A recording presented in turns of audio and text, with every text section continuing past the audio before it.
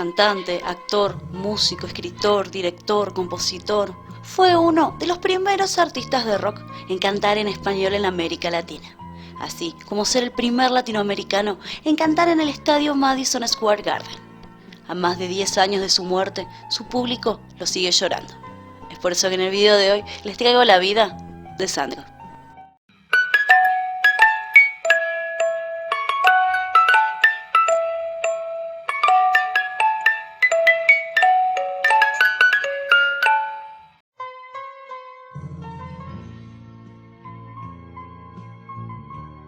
Roberto Sánchez Ocampo nació el 16 de agosto de 1945 en Buenos Aires, Argentina.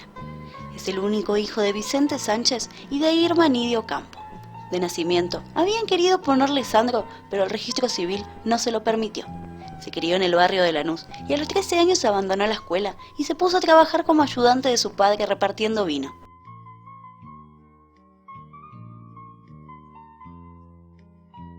Inició su carrera en la música a los 16 años. Junto a un amigo formaron Los Caribes, un dúo que hacían música variada de rock y boleros.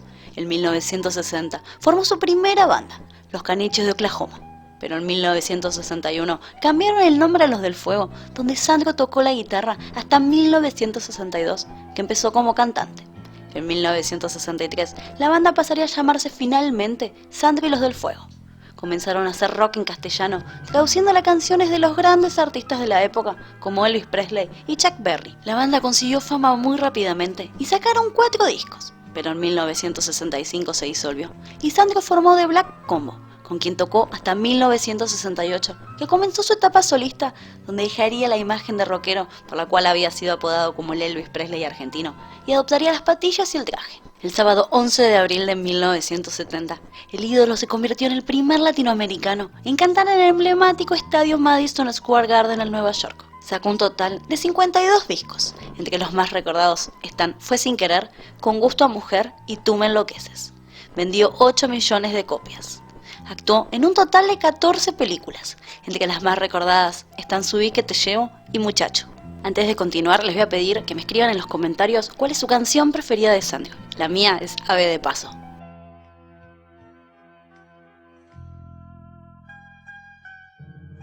Su primera relación formal fue con Julia de la Biasiani, pero tras 13 años de relación se separaron en buenos términos. Meses después, tuvo un romance que duró 5 meses con la vedette Tita Rus, quien era la expareja de Alberto Olmedo. Pero se separaron en malos términos porque Tita descubrió que Sandro tenía un amante, la cantante María Marta Serralima, con quien mantuvo una relación secreta que, según María Marta, duró 8 años. 8 años nosotros nunca dijimos nada. ¿Cuántos Después años a los 8 años Guillermo Blanc, que un día lo ventiló y de ahí se hizo... 8 años duró esto, 8 años. 8 años duró el silencio nuestro. ¡Qué barbaridad! Sí, Estoy nadie, impresionada. no dijimos nada. Bueno, en realidad la compañía de discos míos me pidió que no lo dijera también, ¿no? Otra relación importante fue con María Elena Fresta, quien había sido la enfermera de la madre de Sandro, pero poco se sabe de esta relación. También se lo involucró con Vicky Amaya, Susana Jiménez, Olga Massa, Cristina Alberó y Soledad Silveira, pero ninguno se pudo confirmar. En 2004 inició un romance con Olga Garaventa. En 2007 se casaron y en la actualidad ella y sus hijos administran las posesiones de Sandro como su mítica casa en Banfield, con promesas de prontamente hacerlo un museo, algo parecido con lo que pasa con Graceland de Elvis Presley.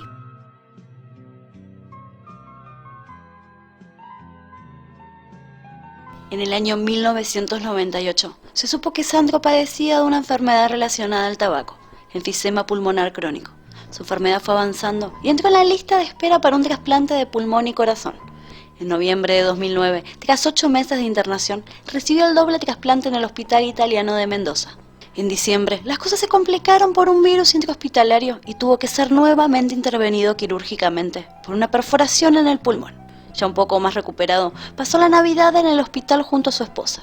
Para principios de enero volvió a estar muy débil y el 4 de enero volvió a ser operado 2 veces más, pero no resistió.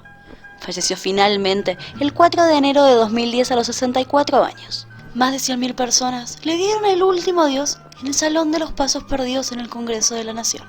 Sus restos descansan en el cementerio de Longchamps.